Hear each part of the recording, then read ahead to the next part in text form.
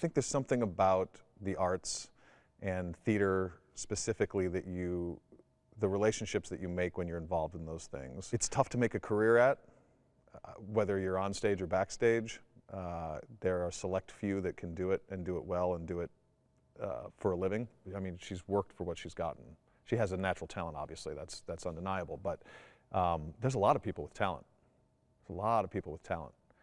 Some people make it on that talent alone, and some people have to find a way to make that talent work for them, and she's definitely the latter.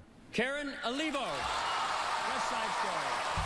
I just want to dedicate this to everyone who has a dream, and a lot of people said I couldn't do this, and I think that if you stick with it and you surround yourself with people who love you, you can do anything. I'm sorry. You hit a point in your life where you start to evaluate the things that you've done and the things that you want to do and where you are and what you've accomplished and what you want to accomplish, and what at the end, who you go home to at the end of the night, or what you go home to at the end of the night. And I think she was having one of those moments where she was looking back at what she'd done and very proud of what she had done, while still having full understanding of the sacrifices that she had made to get there. I said she's incredibly talented at what she does, and it takes effort to be as good as she is, and sacrifice. If I win the lottery, you'll never see me again. Damn, we only joking. Stay broke then. You know, that takes a toll on other aspects of life, and I think she was sort of coming to grips with that and trying to figure out how to better balance the professional life and the work life. And I think that she saw an opportunity. She said at the time she sort of was looking to become part of a clan, to have sort of people around her that, you know, she obviously has her own family and she had that, but to like extend that family.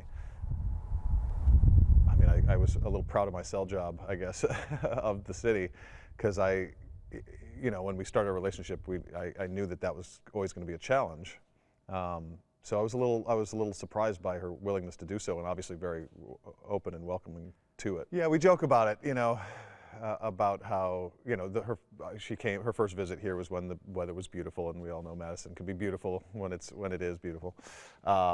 Took her to Farmer's Market, got her an apple fritter, and you know, things like that, and showed her some of the theater in Madison. That was a big thing that I wanted to make sure she understood, that there was a vibrant art scene here. I'd like to think that she didn't move here because of Madison, but she obviously didn't not move here because of Madison. You know, meaning me and my kids, offered her a family and a home and a balance to her professional career. And I think that's ultimately what did it. But Madison is such a great place to live, with lots of variety and lifestyle and seasons and things like that. There was a misconception that she was quitting, that she was retiring from it, from acting, but it was really taking a break and finding out, okay, I've done this, I know how this works, let me try the other thing and see how it works, and then let me find how to put them both together and to be able to balance that, which is really tricky. She was taking a break, she was figuring out how to create that balance, and this was an opportunity for her to be able to work on something that clearly is an amazing piece of work, while not having to go to the coasts, still being in driving distance, and to be able to really make a role her own while still trying to balance that family life, right? So, you know, obviously the moment you hear, what if I did this? What about this opportunity? The initial thought is, well, no, don't go, right? Like, you don't want, because you're thinking about the logistics of it and how often are we going to see you and what does that mean for our schedule, and that's the stuff that starts going through your mind initially. But then you start to think about it and what it would allow her professionally, what it allow her personally, what it allows our family, and the opportunities. You know, my kids have been able to go see the show now a couple of times. That's amazing. I'm laughing in the face of casualties and sorrow. For the first time, I'm thinking past tomorrow. Every time I've seen her perform, I'm proud of her, whether it's her practicing at the piano in our house, or whether it's here at the Capitol Theater, or whether it's on stage doing Hamilton. She is so good at what she does, there's no other way to feel. But even I've now seen her do her role in Hamilton. I think I've seen it 3 times now, and I get goosebumps every time. I well up every time when she's, even I know it's coming, and it still moves me emotionally because she's, and it's not that I know her personally. It's like I would do that whether I had never met her before in my life or not. And that's the thing, is she's so good at what she does, you forget that she is who she is, and you assume that it's this person going through these things. And so yeah, pride is absolutely the feeling. If I thought that what you thought was that I hadn't thought about sharing my thoughts, then my reaction to your reaction to my reaction would have been more revealing. I've never doubted that she's going to kill it. So to some degree, I can just sit there and enjoy it as a fan, and then be able to leave that at the theater and go home and have, you know, your best friend and your partner along with you. So it's really the best of both worlds. But people leave her performances thinking they know her better, and that they understand who she is. Now, some of that may be what she wants you to, you know, what she's showing you, but there's a connection. I've seen her do cabaret shows. I've seen her do Broadway theater. I've seen her do, even just hearing recordings, there's a sense that what you're hearing is very genuine. The emotion she portrays on stage when she's playing a character is undoubtedly that character. So there's a real mastery of conveying the emotion for the moment. Yeah, I mean, of course, I'm extremely proud of her. You know, we've been friends for over 10 years. She's accomplished a lot of amazing things in her career you know, since I've known her. I've reached out to her over the years before we were in a relationship to congratulate her on to remind her not to forget the small people.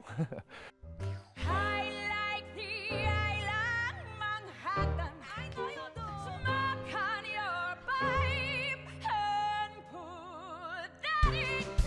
The profession that she has is really about being somebody you're not, and pretending and putting on this facade of that you think people want to see you as.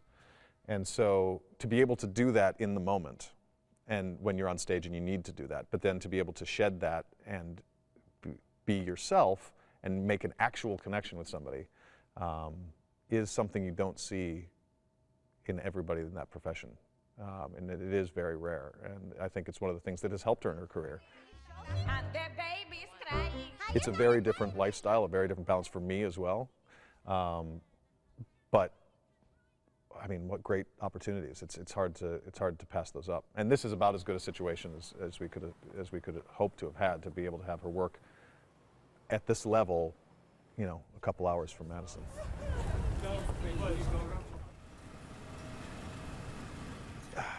It's surprisingly a natural fit. Surprising in what way?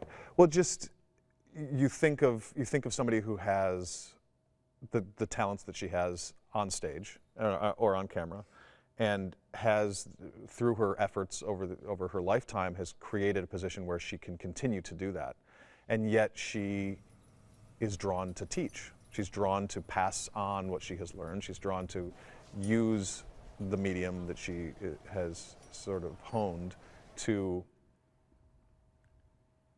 offer young people the ability to do what she has done. She's used it, it's been sort of cathartic for her over her career to use it as sort of a therapy and allow her to work through things that she's had to deal with in her life. And she really tries to pass that on to the students and show them how you control your emotions, how you use them as a tool, good things and bad things.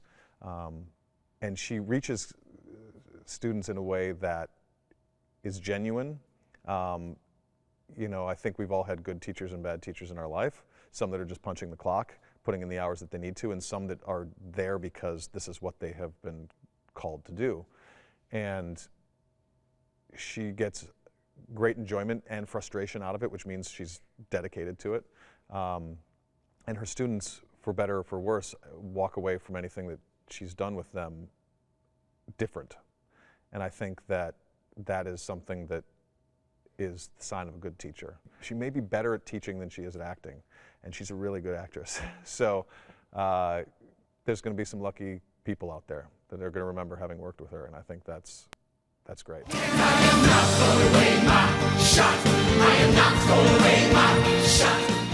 That's sort of the exciting thing about it. I don't know. We have not been wanting for excitement, that's for sure, whether it's just day-to-day scheduling excitement or whether it's getting on a plane and going to Austria with the kids. Things seem to find her and us. Occasionally I get to do something cool and bring her with, but it's not quite at the same caliber.